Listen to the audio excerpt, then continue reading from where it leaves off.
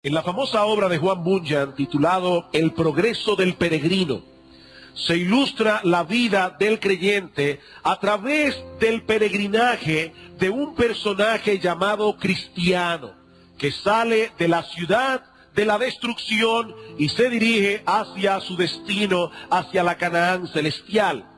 En una parte de su viaje, Cristiano y otro peregrino llamado Esperanza caen en manos del gigante Desesperación y de su esposa Desconfianza, quienes los encierran en el castillo de la duda. Después de golpearlos severamente, dice Bunyan, y de echarlos en un calabozo inmundo, Desesperación y Desconfianza tratan de convencer a los peregrinos de que se quiten la vida, porque ya no había esperanza para ellos. Y como no pudieron disuadirlos, la señora Desconfianza le sugiere a su marido que los saque fuera del calabozo al patio para que ellos vieran los huesos y calaveras de todos aquellos que el gigante ya había despedazado. Dice ella, hazles creer que antes de una semana los desgarrarás como has hecho con sus compañeros. Mis hermanos, eso es lo que ocurre muchas veces cuando el creyente se desvía momentáneamente de su camino y cae en un período de decadencia espiritual.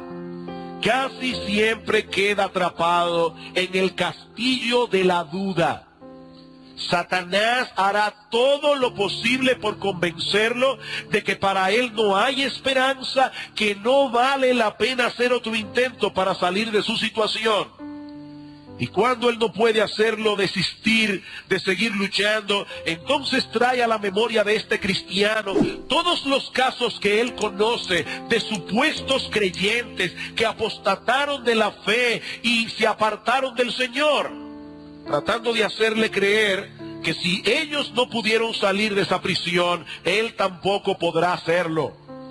¿Qué le dice Desconfianza a su marido? Muéstrale los huesos y calaveras de aquellos que ya tú has despedazado y hazles creer que antes de una semana los desgarrarás como a ellos. Pero los que han leído la historia del progreso del peregrino saben que la historia no termina allí. Los peregrinos pudieron escapar de ese horrible castillo porque recordaron que ellos tenían una llave llamada promesa. Mis hermanos, Dios nos ha dejado todos los recursos necesarios para que nosotros lleguemos sanos y salvos a nuestro destino final, a pesar de todos los peligros, a pesar de todas las tribulaciones que nosotros tengamos que enfrentar en este mundo caído. Así que si en este momento estás atrapado en el castillo de la duda y Satanás está tratando de convencerte de que no hay esperanza para ti, mi amado hermano, recuerda que él es un homicida y un mentiroso. Él es homicida y mentiroso. Él miente para destruir. En el paquete de la salvación que Dios nos ha dado por gracia, vino incluido esa llave que abre todas las puertas del castillo de la duda. Acompáñenme al libro de Oseas, el primero de los profetas menores.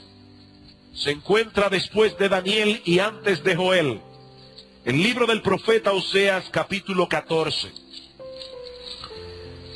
Escuchen lo que Dios promete a su pueblo que se había apartado de él. Dice en el capítulo 14, vuelve, oh Israel, a Jehová tu Dios, porque por tu pecado has caído.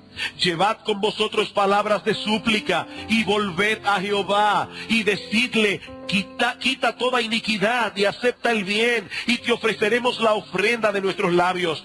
No nos librará el asirio, no montaremos en caballos, ni nunca más diremos a la obra de nuestras manos, dioses nuestros, porque en ti el huérfano alcanzará misericordia. En otras palabras, no nos apoyaremos en el brazo humano, no nos apoyaremos en otros ídolos, nos apoyaremos únicamente en ti. Y ahora escuchen lo que dice Dios.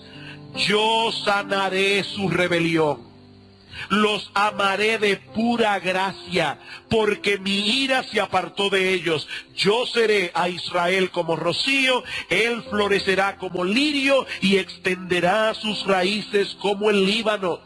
Mis hermanos, Dios promete sanar la rebelión de su pueblo. Dios promete hacernos fructificar otra vez. Así como fuimos salvos por gracia, nosotros también seremos recobrados por gracia. Yo sanaré su rebelión. Yo los amaré de pura gracia. Yo los haré fructificar otra vez. Y lo que quiero que veamos en este último estudio sobre la decadencia espiritual que hemos venido llevando ya desde hace varias semanas, son los remedios que debe emplear un cristiano cuando está atravesando por un período de declinación. Y el primero de todos los remedios es este: ocúpate en conocer el verdadero estado de tu alma delante de Dios. No delante de la iglesia, no delante de tus amigos, no delante de los pastores. Ocúpate, mi hermano, en conocer cuál es el verdadero estado de tu alma delante de Dios. Si nosotros vamos a recobrarnos de una enfermedad física, es necesario que sepamos primero que tenemos un problema físico. Y lo mismo ocurre en nuestra vida espiritual. Yo no voy a hacer el esfuerzo de recobrarme de un estado de decadencia si primero no soy hecho consciente de que estoy en esa condición. Por eso es que los cristianos cada cierto tiempo deben someterse a un autoexamen. Deben venir delante del Señor con esa actitud que tuvo el salmista en el Salmo 139. Examíname, oh Dios, y conoce mi corazón, y pruébame y conoce mis pensamientos. Evidentemente, el salmista no cree que Dios desconoce cuál era su condición. Dios sabe cómo está nuestro corazón. Él pesa los corazones, pero nosotros muchas veces no lo sabemos. Examíname, oh Dios. Eso es algo que cuando menos debemos hacer cada vez que vamos a participar de la cena del Señor. Pablo dice en 1 Corintios 11:28, pruébese cada uno a sí mismo y entonces coma del pan y beba de la copa. ¿Cuál es la meta de este autoexamen? No es quedarnos lamentando lo mal que estamos. Y eso es alguna nota que debo traer de mucho cuidado. Hermanos, lo que la Biblia nos alienta a hacer no es a ser introspectivos. La persona introspectiva está todo el tiempo poniendo sus acciones, sus motivaciones, sus pensamientos en un microscopio. Y las personas que son introspectivas tienden a deprimirse, tienden a decaer. El autoexamen tiene como meta llevarnos a Cristo en arrepentimiento para recibir de Él perdón y recuperación. ¿Y cómo podemos llevar a cabo este proceso de autoexamen? De la misma manera como los doctores llevan a cabo una evaluación médica. ¿Qué hacen los médicos cuando tú llegas a su consulta por primera vez? Ellos no te mandan a hacer radiografía, tomografía y un montón de cosas. Ellos primero te hacen preguntas. ¿Estás durmiendo bien? ¿Has sentido mareos últimamente? ¿Te está doliendo la cabeza? ¿Tienes apetito? Hay una serie de preguntas que los médicos hacen para poder diagnosticar cuál es la condición del paciente. Bueno, mis amados hermanos, si nosotros queremos hacer un autoexamen, debemos hacerlo a través de preguntas. Y lo que yo quiero compartir con ustedes en esta mañana, en el primer punto, que es el más extenso de todos, es un cuestionario que aparece en un libro escrito por Donald Whitney, que precisamente se titula 10 preguntas para diagnosticar tu salud espiritual. 10 preguntas para diagnosticar tu salud espiritual. Yo voy a detenerme en alguna de esas preguntas, no en todas, y voy a traer aquí y allá algunas aplicaciones prácticas en el mismo momento en que estemos considerando cada uno de estos temas. Primera pregunta: ¿sientes todavía sed por Dios? Primera pregunta: ¿sientes todavía sed por Dios? Vayan conmigo al Evangelio de Juan. Evangelio de Juan, capítulo 4, donde Juan nos narra el encuentro que tuvo el Señor Jesucristo con una mujer de Samaria. Dice en el capítulo 4 que Cristo llega al pozo de Jacob, La mujer samaritana llega junto con él y Cristo le pide de beber. Ella se sorprende porque los judíos y los samaritanos eran enemigos entre sí. Y Cristo le dijo, créeme, mujer, que si tú supieras quién soy yo, tú me pedirías a mí y yo te daría a beber agua viva. Ella dice, ¿cómo? Pero yo no veo qué cántaro tienes tú para sacar el agua, pero si eso es así, dame de esa agua. Dice el Señor en el versículo 13, respondiendo Jesús le dijo, cualquiera que bebiere de esta agua volverá a tener sed, mas el que bebiere del agua que yo le daré no tendrá sed jamás, sino que el agua que yo le daré será en él una fuente de agua que salte para vida eterna. Es importante notar en este pasaje que Cristo no promete a la mujer samaritana destruirle la sed. Repito, Cristo no promete a la mujer samaritana destruirle la sed. Lo que Él promete es proveerle un manantial inagotable para saciarla. ¿Qué pasaría si Cristo destruyera nuestra sed espiritual? Que nunca más sentiríamos nuestra necesidad de Dios. Nunca más sentiríamos nuestra necesidad de Cristo. Y como bien ha dicho alguien, Cristo no quiere santos autosatisfechos.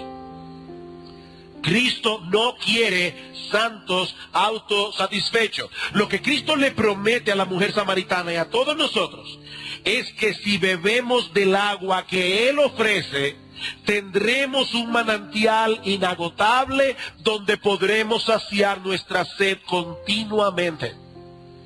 John Piper dice al respecto, un manantial satisface la sed, no removiendo la necesidad que tienes de agua, sino estando allí para proveerte agua cada vez que estás sediento, una y otra vez, una y otra vez, una y otra vez. Ahora hay ocasiones en que los creyentes nos sentimos más que sedientos. Hay ocasiones en que los creyentes tenemos el alma reseca, tenemos el alma agrietada de aridez. Y aunque eso puede ocurrir por muchas razones, es posible, mis amados hermanos, que el problema sea que estemos bebiendo demasiado de la fuente equivocada, de la fuente equivocada de este mundo. Y por supuesto, cuando un creyente está bebiendo demasiado de la fuente de este mundo, al mismo tiempo va a beber cada vez menos del manantial de Dios. Cada vez menos. Yo supongo que todos aquí saben por experiencia que no todo lo que se bebe calma la sed. No todo lo que se bebe calma la sed. De hecho, hay líquidos que más bien la incrementan. ¿O no es así? Bueno, pues lo mismo ocurre cuando el creyente se detiene demasiado en las cosas de este mundo. Cuando el creyente descuida su comunión con Dios, tarde o temprano sentirá como su alma se agrieta y se reseca. Jeremías capítulo 2. Jeremías capítulo 2. Escuchen la advertencia, la amonestación que Dios le da a su pueblo. Versículo 12. Pero vamos a ver desde el versículo 11 para tomar el contexto. Dice Dios, ¿acaso alguna nación ha cambiado sus dioses? Aunque ellos no son dioses. Sin embargo, mi pueblo ha trocado su gloria por lo que no aprovecha. Espantaos, cielos, sobre esto y horrorizaos. Desolaos en gran manera, dijo Jehová, porque dos males ha hecho mi pueblo. Me dejaron a mí fuente de agua viva y cavaron para sí cisternas, cisternas rotas que no retienen agua. Y ahí el problema. Y yo te pregunto, mi hermano amado, mi amada hermana, ¿es ese tu caso? ¿Te has estado dejando seducir por las cisternas rotas de este mundo que no retienen agua, el dinero, el placer, el entretenimiento. ¿Has descuidado tú ir a beber agua en la fuente de agua viva que es nuestro Señor? Entonces no te extrañes de que tienes el alma seca. No puede ser de otro modo, porque el que bebiere del agua que el mundo ofrece, volverá a tener sed. Volverá a tener sed. Ahora hay otro tipo de sed que Donald Whitney llama la sed del alma satisfecha. La sed del alma satisfecha. Yo sé que eso puede sonar paradójico de primera impresión, pero lo cierto es, mis amados hermanos, que el alma satisfecha en Dios siente continuamente sed de Dios. El alma satisfecha en Dios siente continuamente sed de Dios, precisamente por haber sido satisfecha. Dice el salmista en el Salmo 34:8, gustad y ved que es bueno Jehová, dichoso el hombre que confía en él. Aquel que ha gustado y experimentado la bondad de Dios en su vida, quiere más, quiere más. Eso fue lo que ocurrió en la vida del apóstol Pablo, Filipenses capítulo 3. Filipenses capítulo 3.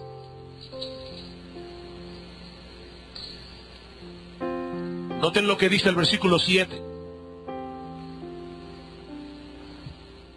Luego de haber mencionado una lista de cosas muy valiosas para él en el pasado, y cada cual aquí puede hacer su propia lista. ¿Cuáles eran las cosas que eran importantes para ti cuando tú no conocías a Cristo?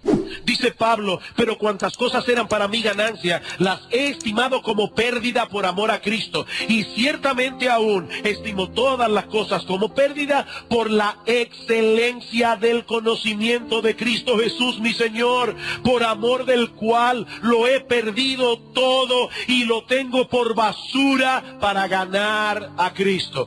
Todo eso que Pablo atesoraba en el pasado, todo aquello que lo hacía levantarse cada mañana con ánimo para vivir, porque esa era su motivación. Ahora de repente Pablo, que ha conocido a Cristo, dice, cuando yo comparo todas esas cosas que antes satisfacían mi vida y las comparo con el conocimiento de Cristo Jesús, esto viene a ser basura. Basura. Versículo 10 dice, yo quiero conocerle a Él y el poder de su resurrección y la participación de sus padecimientos, llegando a ser semejante a Él en su muerte. ¿Qué está diciendo Pablo? Pablo dice, ya yo conocí a Cristo, lo conocí hace 30 años, he estado por 30 años caminando a su lado, pero no me siento totalmente satisfecho. No me siento totalmente satisfecho. Yo quiero más de Cristo. Yo quiero más de Cristo. Esa es la sed del alma satisfecha. Mi amado hermano, ¿cómo está tu sed de Dios en este momento? ¿Qué tanto anhelas a Dios? ¿Qué tanto anhelas a Cristo? Ese es un buen indicativo para conocer cuál es el estado de salud de tu alma en este momento. Segunda pregunta. ¿Eres cada vez más gobernado por la palabra de Dios? ¿Eres cada vez más gobernado por la palabra de Dios? Yo sé que aquí hay varios médicos. Y una de las cosas que ellos saben es que de las primeras evidencias que da un paciente de que tiene un problema de salud es la falta prolongada de apetito. Es una de las primeras evidencias de que algo no está caminando bien. ¿Saben por qué? Porque Dios colocó en el centro de nuestro cerebro ciertos mecanismos que se activan cuando nosotros tenemos la necesidad de cubrir los requerimientos energéticos de nuestros cuerpos. Hay una cosa allí en el cerebro, una estructura que se activa. Esto es lo que se denomina como el centro del apetito. Y sus componentes son el centro del hambre y el centro de la saciedad. Alguien lo explica de esta manera. Cuando el centro del hambre se estimula, aparece la sensación de apetito. Pero si por el contrario, el estímulo llega al centro de la saciedad, el deseo de comer se detiene. Te come, tiene hambre y de repente ya se sació, ya no siente más hambre. Ahora, ¿qué sucede Cuando una persona necesita comer y no tiene apetito. Cuando esa persona necesita los requerimientos energéticos que su cuerpo ha perdido, pero no tiene apetito, que puede estar indicando que algo no está funcionando bien en su organismo, algo no está bien. Bueno, mis amados hermanos, eso mismo ocurre en nuestra vida espiritual. Si hay algo que el creyente necesita continuamente, es alimentarse de la palabra de Dios. Primera de Pedro, capítulo 2. Primera de Pedro, capítulo 2, versículos 1 al 3. Desechando pues toda malicia, todo engaño, hipocresía, envidias y todas las detracciones, desead como niños recién nacidos la leche espiritual no adulterada, para que por ella crezcáis para salvación, si es que habéis gustado la benignidad del Señor, o ya que habéis gustado la benignidad del Señor, debería ser la traducción. Ahora, debo aclarar, hermanos, que en ese texto Pedro no está diciendo que los creyentes recién nacidos, es decir, los nuevos creyentes, deben alimentarse de la palabra de Dios. No, eso no es lo que Pedro está diciendo.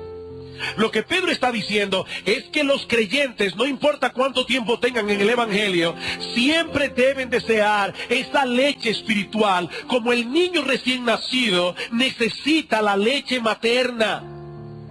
Eso es lo que Pedro está diciendo aquí. Como dice un comentarista, los bebés recién nacidos actúan como si toda su vida dependiera de su próximo alimento. Por eso gritan. Ellos necesitan comer, ellos necesitan la leche materna.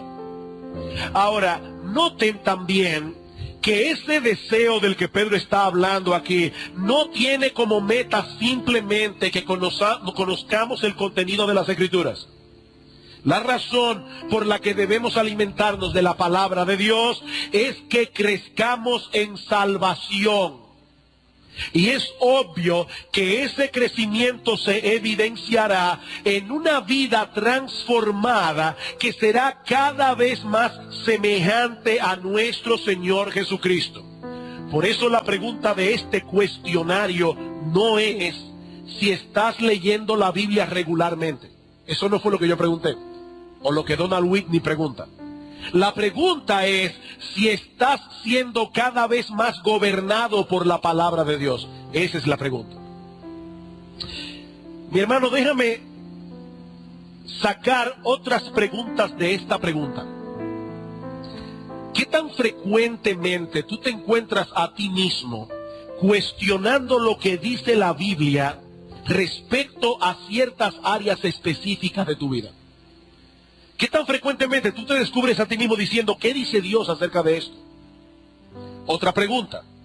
¿Consultas con hermanos más maduros que tú cuando tú no estás seguro del curso de acción a seguir? Cuando no sabes si es o no es la voluntad de Dios, o tú eres el tipo de creyente que difícilmente busca consejo. Porque un creyente que difícilmente busca consejo no lo hace porque se las sabe todas, sino por dos razones básicamente: por orgullo y porque no le interesa hacer la voluntad de Dios. Eso es lo que yo quiero hacer, ese es mi curso de acción, y aunque yo no esté seguro de si esa es la voluntad de Dios, yo voy a hacer lo que yo quiero. Hay personas que no buscan consejos, sino opiniones que fortalezcan su deseo. Ellos saben a dónde ir. Ellos no van a ir a esas personas que les van a decir lo que ellos no quieren oír, porque ellos no quieren el consejo bíblico, ellos quieren apoyo. Mi hermano, ¿qué tan frecuentemente buscas consejos de personas más maduras que tú cuando tú no sabes si un curso de acción eso no es la voluntad de Dios? ¿Qué tanto procuras conocer esa voluntad de Dios revelada en su palabra para obedecerla? Otra pregunta: ¿cuándo fue la última vez que luego de haber estado en la iglesia y haber escuchado la predicación de la palabra de Dios, has cambiado aspectos concretos de tu vida?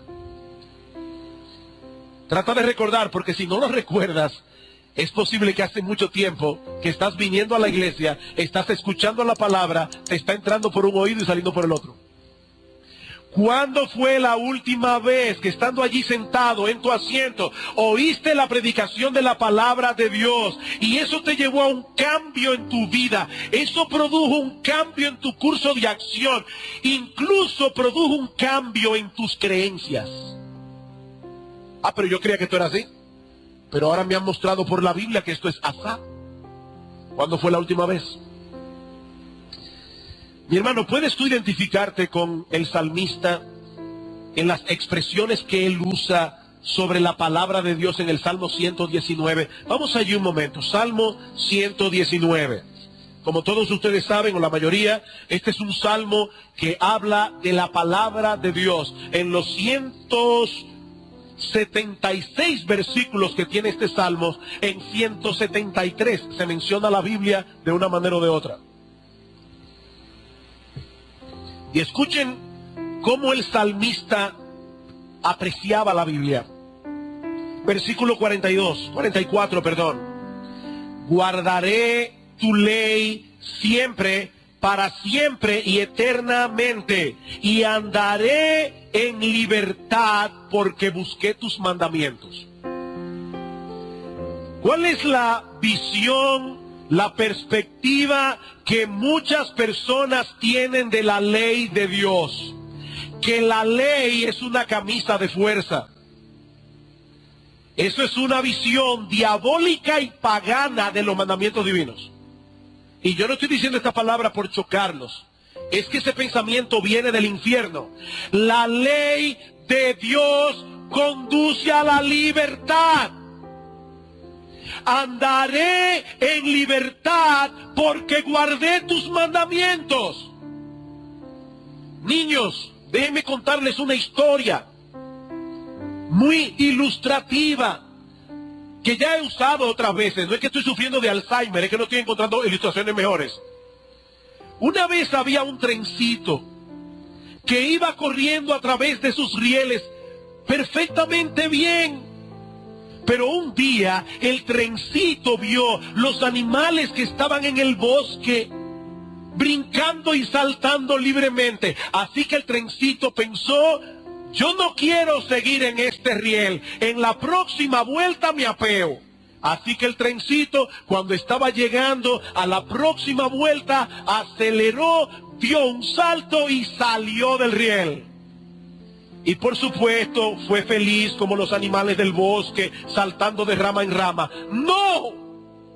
Se quedó atascado, porque el tren fue diseñado para correr en el carril. Nosotros fuimos diseñados por Dios para hacer su voluntad. Cuando decidimos salirnos de ese riel, no nos hacemos más libres, nos esclavizamos. Andaré en libertad porque guardé tus mandamientos. Y hoy día hay muchos creyentes, aún creyentes, que quieren liberarse de la ley de Dios. Andaré en libertad, versículo 47. Y me regocijaré en tus mandamientos, los cuales he amado. Y me alzaré asimismo mis manos a tus mandamientos que amé.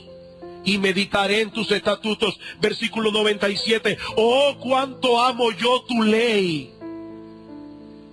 Todo el día es ella mi meditación. Versículo 113. Aborrezco a los hombres hipócritas, mas amo tu ley. Versículo 127. Por eso he amado tus mandamientos más que el oro puro. Y más que el oro muy puro, dice él. Versículo 162.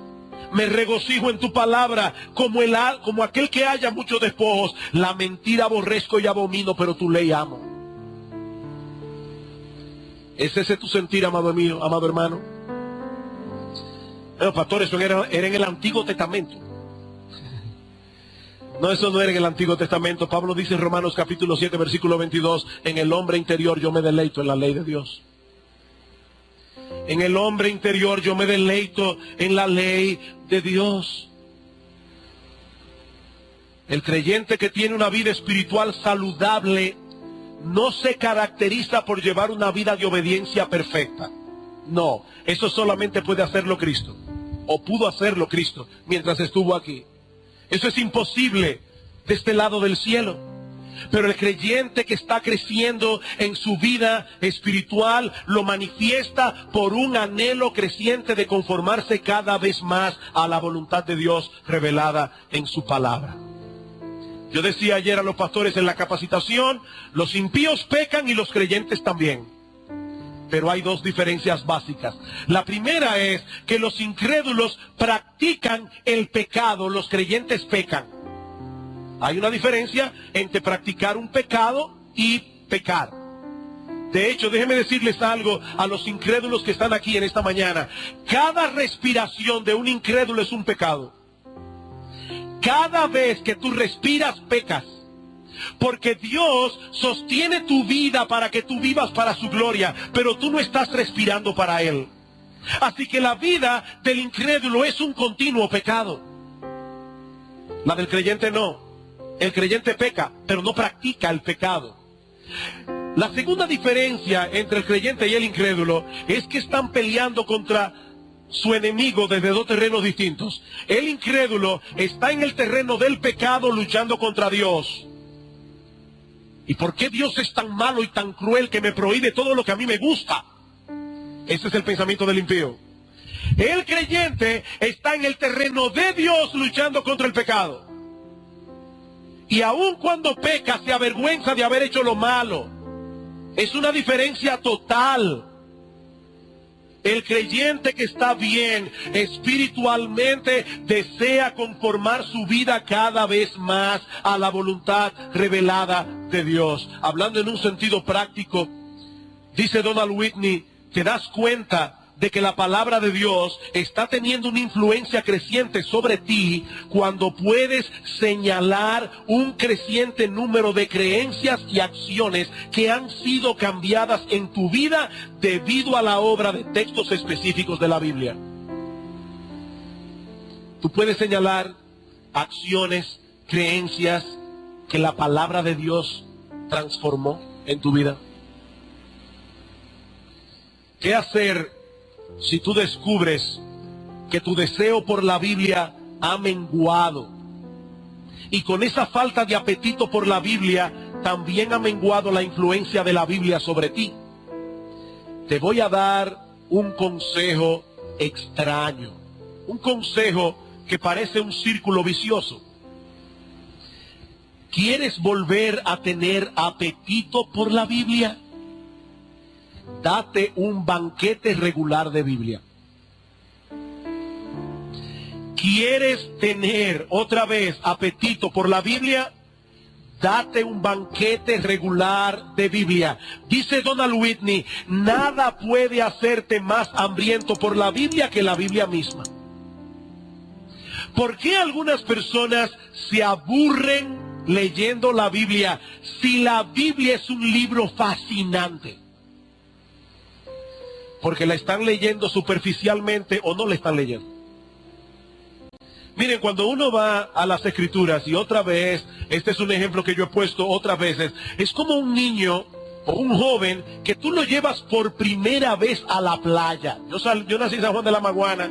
Como ustedes saben, en San Juan no hay playa. Y es una sensación extraordinaria cuando uno ve el mar por primera vez. Pero resulta que a este individuo lo llevan a la playa, ve el mar por primera vez y él está maravillado. Pero ya la 25ª vez que visita el mismo lugar, dice, bueno, ya yo lo vi. Ya yo lo vi. Entonces la persona le dice, espérate, es que tú has visto solamente la superficie. Ponte ahora esta escafandra y métete abajo del agua. La persona se mete abajo del agua y descubre un mundo que él no había visto. Y dice, wow, pero esto es fascinante. Después que ya tuviste la playa por abajo, ahora el tipo te dice, espérate, no. Ahora ponte un tanque de oxígeno. Yo te voy a llevar 1 kilómetro más adentro, para que tú veas maravillas de verdad.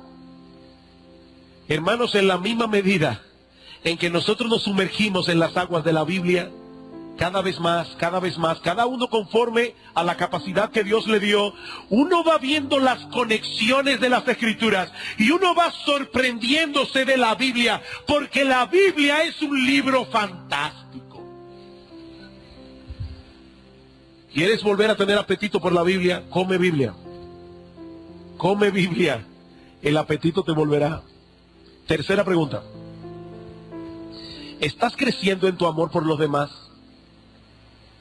¿Estás creciendo en tu amor por los demás? Decía Martín Lutero, mientras más ama a una persona, más se acerca a la imagen de Dios. Mientras más ama una persona, más se acerca a la imagen de Dios. Eso es exactamente lo que dice el apóstol Juan en su primera carta. Amémonos unos a otros porque el amor es de Dios. Todo aquel que ama es nacido de Dios y conoce a Dios porque Dios es amor. El que no ama no ha conocido a Dios. El amor. El amor. ¿De dónde aprendió el apóstol Juan que el amor era tan importante? Lo aprendió de su Señor, de Jesucristo. Juan capítulo 13. Juan capítulo 13. Versículo 34. Un mandamiento nuevo os doy, que os améis unos a otros, como yo os he amado, que también os améis unos a otros. En esto conocerán todos que sois mis discípulos, si tuviereis amor los unos por los otros. Juan 15:12. Este es mi mandamiento, que os améis unos a otros como yo os he amado. Versículo 17. Esto os mando, que os améis unos a otros. Que os améis unos a otros.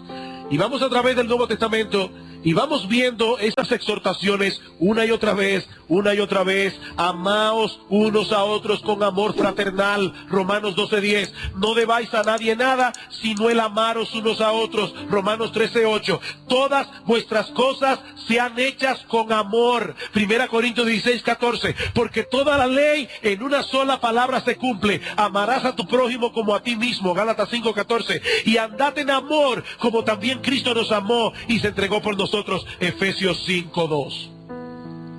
Y así pudiera seguir texto tras texto tras textos. La salud espiritual de un creyente se manifiesta a través de una medida creciente de amor hacia otro o hacia otros. Y nosotros pudiéramos estar creciendo en otras áreas, en el conocimiento, en la fe, hasta en el altruismo. Pablo dice, si no tienes amor, de nada te sirve. Si tuvieres toda la fe de tal manera que pudieres pedir a un monte que se desarraigue y se mueva para otro lado y no tienes amor, de nada sirve. Si tuvieres toda la ciencia, todo el conocimiento, eres un genio y no tienes amor, de nada te sirve. Si entregares todos tus bienes a los pobres y hasta tu cuerpo para ser quemado y no tienes amor, de nada te sirve. El amor, mis hermanos, el amor es central en la vida cristiana. ¿Saben lo que ocurre cuando un creyente está decayendo espiritualmente? Deja de amar. ¿Y saben lo que ocurre cuando un creyente deja de amar? Deja de parecerse a Jesucristo. Deja de parecerse a Jesucristo. Y comienza a cultivar hierbas malas en su jardín. El amor es sufrido. Es decir, el amor tiene aguante. Una persona que no ama no aguanta mucho.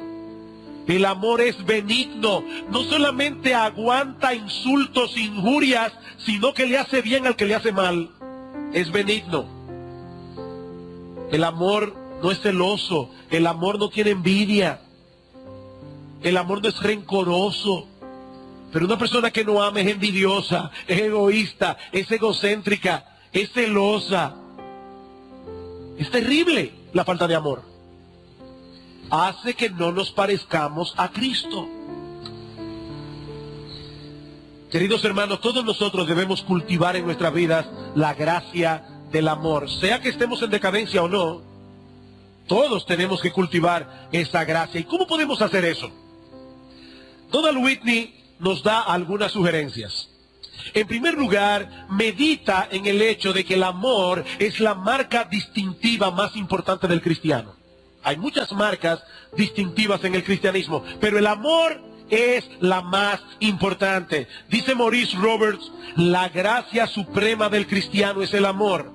El amor es la joya suprema entre las gracias de la vida cristiana. Y ahora escuchen, dice él, nosotros lo sabemos, pero continuamente lo olvidamos. Nosotros lo sabemos, pero continuamente lo olvidamos. Medita en eso, mi hermano, continuamente. Exponte a todos esos textos del Nuevo Testamento que hablan de la necesidad de amarnos unos a otros. Medita en eso. Y pídele a Dios en oración que eso impacte tu corazón. Segundo, deja que tu corazón se inflame con el fuego del amor de Dios. Tú quieres amar. Recuerda constantemente cuánto Dios te ha amado a ti. Recuerda constantemente cuánto Dios te ha amado a ti. ¿Qué dice Juan? En esto consiste el amor, no en que nosotros hayamos amado a Dios, sino en que Él nos amó a nosotros y envió a su Hijo en propiciación por nuestros pecados. Amados, si Dios nos ha amado así, debemos también nosotros amarnos unos a otros. Medita en el amor de Dios. Tercero, deleítate en imitar a Dios amando como Él ama. Deleítate en imitar a Dios amando como Él ama. Hermanos, déjenme hacerles una pregunta rara. ¿Dios es feliz? ¿Dios es feliz? ¿Sí o no? Si Dios es feliz. ¿Y Él es amor? ¿Saben lo que el diablo nos dice? Si tú te dedicas a amar a los demás, se van a aprovechar de ti. Y tú vas a ser un desgraciado. No, eso no es verdad, eso es mentira. Eso es mentira. Dios es amor y Él es feliz. ¿Y saben lo que dice el Señor? Es más bienaventurado dar que recibir. Es más bienaventurado dar que recibir. ¿Saben por qué mucha gente tiene una vida desgraciada? Porque son egocéntricos. Porque viven para sí mismos. Eso es una maldición. Eso es una desgracia. Mi amado hermano, mi amada hermana, deleítate imitando a Dios. ¿Qué dice Efesios 5:1? Y sed imitadores de Dios como hijos amados y andad en amor. Sed imitadores. Y la palabra ahí griega es mímica. Hagan mímica de Dios, imitándolo en su amor. Cuarto, identifica aquellas relaciones donde tienes más necesidad de crecer en amor. ¿Es en el seno de tu familia? ¿Es entre tus hermanos en la iglesia? ¿Es entre tus amigos? ¿Es en el trabajo? ¿Es en la universidad? ¿Es en la escuela? ¿Dónde es? Y por último, toma, y esta es la parte más dura, toma la iniciativa de mostrar amor, especialmente amando a aquellas personas de las que tienes poca o ninguna expectación de que te amarán a cambio. Toma la iniciativa de mostrar amor, especialmente hacia aquellas personas de las que tienes poca o ninguna expectación de que te amarán a cambio. Porque así es que ama a Dios. Dios nos amó cuando nosotros lo odiábamos y envió a su Hijo a morir por nosotros. Cuarta pregunta. ¿Estás más sensible que antes a la presencia de Dios? ¿Estás más sensible que antes a la presencia de Dios? Ahora, esta es una pregunta que debe ser cuidadosamente clarificada para no dar lugar a malos entendidos. Porque algunos pueden tener algunas ideas un tanto místicas de lo que significa experimentar la presencia de Dios. Lo primero que debemos aclarar es que Dios está presente en todo lugar, independientemente de que nosotros estemos conscientes o no de su presencia. ¿A dónde me iré de tu espíritu? ¿A dónde huiré de tu presencia? Pregunta el salmista. Y la respuesta es: a ningún lado. Donde quiera que me vayas, allí estás tú. No importa si yo estoy consciente o no de eso. Dios está en todo lugar. Él es omnipresente. Por otra parte, es importante señalar que aunque Dios está en todo lugar, nosotros no podemos discernir, no podemos percibir su presencia a menos que Él se revele. Porque Dios es espíritu. ¿Y cómo se revela Dios? Bueno, en primer lugar, a través de la creación, los cielos cuentan la gloria de Dios, las cosas invisibles de Él, su eterno poder y deidad, se hacen claramente visibles por medio de las cosas hechas. Pero en segundo lugar, Dios se revela a través de su palabra. Su palabra encarnada, Jesucristo, su palabra escrita, la Biblia. Ahora, ¿saben qué implica esto, mis hermanos? Que es a través de su palabra, Cristo y la Biblia, que nosotros podemos experimentar y percibir la presencia de Dios. Y es ahí precisamente donde radica la diferencia entre un cristiano bíblico y un místico. Cuidado con el misticismo. Y déjenme decirles algo, eso se ha metido en muchas iglesias evangélicas. Un misticismo cristiano. No, cuidado, cuidado. El místico pretende percibir la presencia de Dios en una forma inmediata, es decir, sin hacer uso de ningún medio, incluyendo la Biblia. Por otro lado, el místico a menudo describe esa experiencia de percibir la presencia de Dios como encontrar a Dios dentro de ti, perderte en Dios y olvidarte de ti mismo. Es un arrebato emocional. Y yo debo aclarar, el experimentar la presencia de Dios no está exento de emociones. Pero experimentar la presencia de Dios no es un arrebato emocional en el que tú pierdes el control y te olvidas de ti mismo y te fundes en Dios. No. No es así como la Biblia lo describe. El fruto del Espíritu es amor, gozo, paz, paciencia, bondad, benignidad, mansedumbre, templanza, dominio propio. Cuando usted ve una persona que parece que está loca, porque ha perdido el control, está en trance. Mire, él está lleno de lo que sea, pero no del Espíritu Santo. Yo no sé de qué está lleno, pero no es del Espíritu Santo. El fruto del Espíritu es dominio propio. Mientras más lleno está una persona del Espíritu de Dios, más controlado está. Timoteo, 2 Timoteo 1:6, no nos ha dado Dios espíritu de cobardía, sino de poder, de amor y de dominio propio. ¿Usted sabe cuántas iglesias hoy día las personas experimentan la presencia de Dios y ruedan por el piso? En Toronto hay un movimiento que es el movimiento de la risa. De repente estas personas en la iglesia experimentan una histeria colectiva supuestamente efectuada por una obra del Espíritu de Dios, donde todo el mundo comienza a reírse, a reírse, a reírse y no se puede parar. Bueno, hermanos, yo no sé qué es lo que pasa en estas iglesias, pero ustedes pueden estar seguros, eso no viene de Dios. Eso no viene de Dios. No es de ese tipo de experiencia que nosotros estamos hablando aquí. Más bien, la Biblia nos dice que nosotros debemos buscar a Dios a través de su palabra o a través de experiencias fundamentadas en su palabra.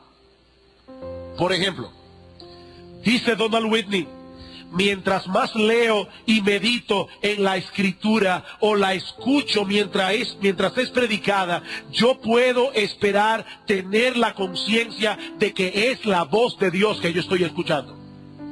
¿No es verdad, hermanos, que nosotros no siempre experimentamos eso? A veces estamos en la iglesia y oímos la prédica como una charla bíblica más, pero hay otros momentos donde el Espíritu de Dios nos hace muy conscientes. Estoy en la presencia de Dios, estoy escuchando la voz de Dios.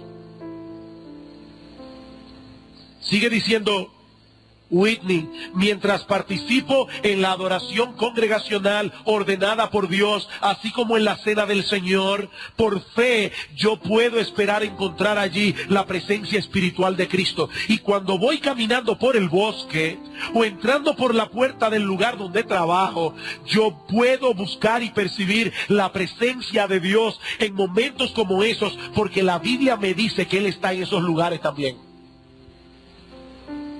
En otras palabras, experimentamos la presencia de Dios cuando estamos conscientes de lo que Él mismo nos ha revelado acerca de su persona en su palabra.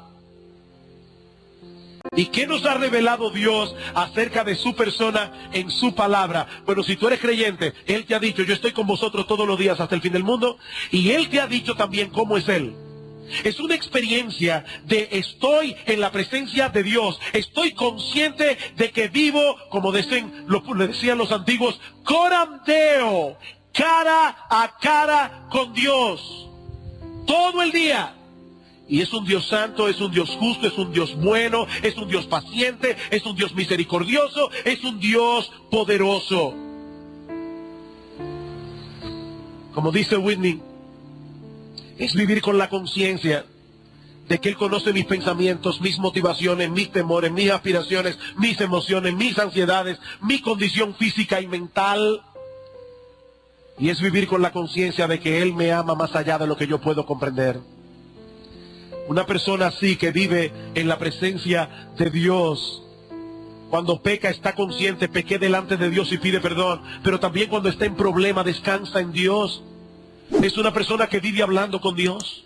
Él está consciente: yo estoy con Dios. Y mi pregunta es: ¿estás disfrutando, mi amado hermano, de la dulzura de esa compañía? Manteniendo con Él una relación de adoración y gratitud, deleitando tu mente en lo que Dios ha revelado de sí mismo en su palabra. Esa es la pregunta. ¿Cómo puedo hacer eso? Varias sugerencias. ¿Quieres experimentar la presencia de Dios? Varias sugerencias rápidamente. Primero, acude a menudo al lugar donde Dios se revela más claramente, la Biblia. Mis hermanos, la Biblia es el parque donde nosotros nos sentamos a hablar con Dios. Él nos habla y nosotros le hablamos. Vete al parque. Dice Martin Lloyd-Jones: mientras más conocemos la Biblia y la leemos, más a menudo seremos llevados a la presencia de Dios. De manera que si quieres poner al Señor delante de ti, dedica mucho de tu tiempo a la lectura regular de la Biblia. Segundo, reconoce su presencia contigo mientras caminas con Él. Yo estoy con vosotros todos los días hasta el fin del mundo. Esposas, déjenme hacerles una pregunta. ¿No es verdad que muchas veces ustedes están en la misma habitación con su marido y por causa de que él no conversa, por causa de que él está encerrado en sí mismo, el hecho de estar en la misma habitación no los está uniendo más ni está acrecentando vuestra intimidad? Ustedes no se quejan a cada rato de eso. Bueno, mis hermanos, ¿por qué nosotros vamos caminando al lado con Cristo todos los días de nuestra vida, encerrados en nosotros mismos y olvidando que Él está ahí? Pásate la vida hablando con Cristo, que Él está a tu lado.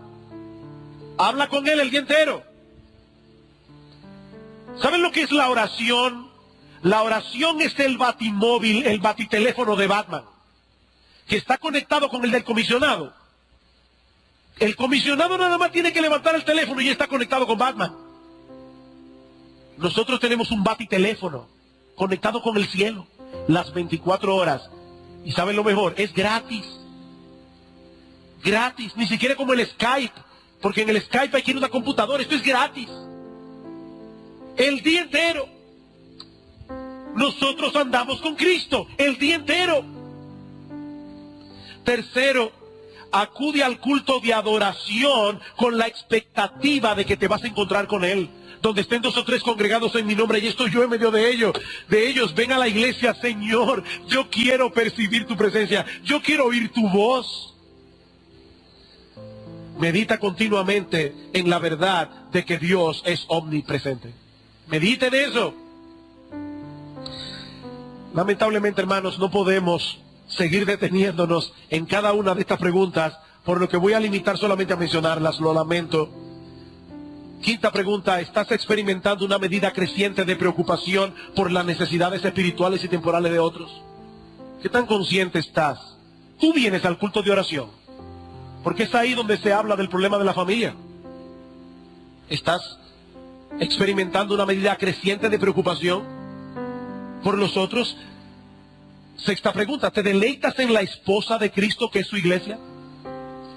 ¿O tú eres de los que tiene un corazón amargado con respecto a la iglesia? Eso es decadencia espiritual. ¿Son las disciplinas espirituales importantes para ti en una medida creciente? Ya nosotros hablamos de eso las semanas antepasadas.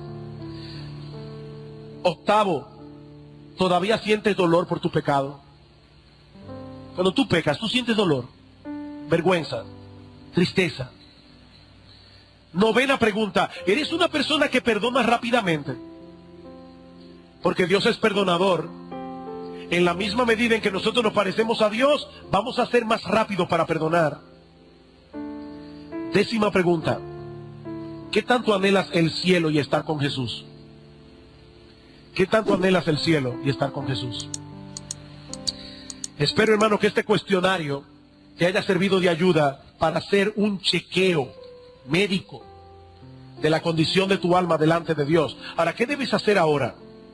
Si has descubierto que alguna de esas áreas no están caminando bien, si has descubierto que estás atravesando por un periodo de decadencia espiritual, créame, no más de 5 minutos. Esto va a ser muy breve. Ocúpate en tratar con tus pecados en una forma bíblica, viniendo delante de Dios en arrepentimiento, pero con la esperanza de ser perdonado y restaurado. Mi hermano, mi hermana, recuerda lo que decíamos al principio: no hay razón para que un creyente se quede encerrado en el castillo de la duda. Dios ha puesto en tus manos la llave de la promesa.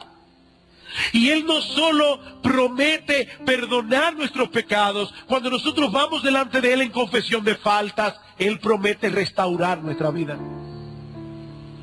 Si confesamos nuestros pecados, Él es fiel y justo para perdonar nuestros pecados y limpiarnos de toda maldad. ¿Qué le dice Cristo a la iglesia de Éfeso?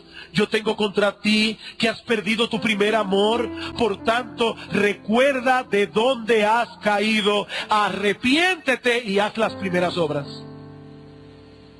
Recuerda de dónde has caído. Mi hermano, recuerda que tú tenías tiempos en que tú disfrutabas de la comunión con Dios. ¿Tú te acuerdas? ¿Tú te acuerdas cuando para ti leer la Biblia era un deleite? Recuerda de dónde has caído y arrepiéntete. Reconoce que ha sido por tu pecado que has caído en la condición en que estás. ¿Saben cuál es el problema de muchos creyentes? Que todo el mundo tiene la culpa de su malestar. La culpa la tienen los pastores porque no me cuidan. La culpa la tienen los hermanos porque no me llaman. La culpa la tiene mi esposa porque no me quiere. La culpa la tiene mi esposo porque no me ama.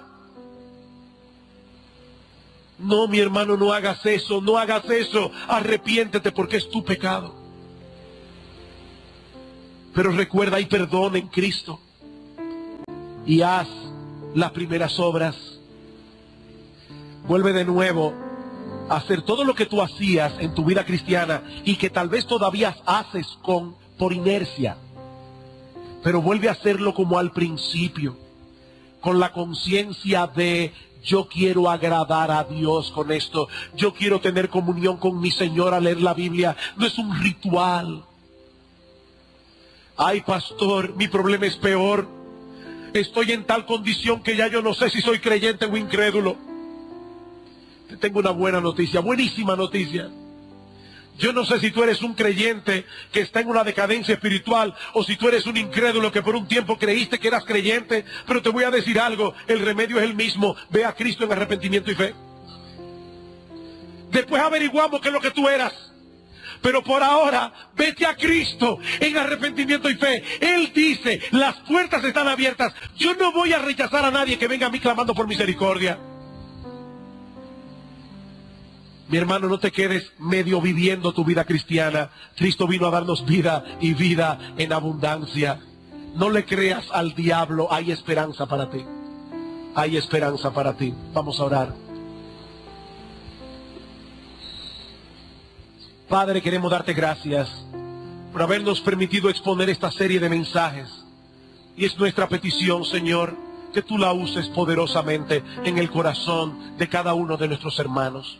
Padre, bendice tu palabra, prospera tu palabra. Aquellos que están aquí decaídos, anímalos. Aquellos que están en decadencia, sácalos de esa condición y que ellos vuelvan a sentir el gozo de ser fructíferos otra vez. Oh Dios, bendice Iglesia Bíblica del Señor Jesucristo, porque te lo pedimos en el nombre de Cristo. Amén.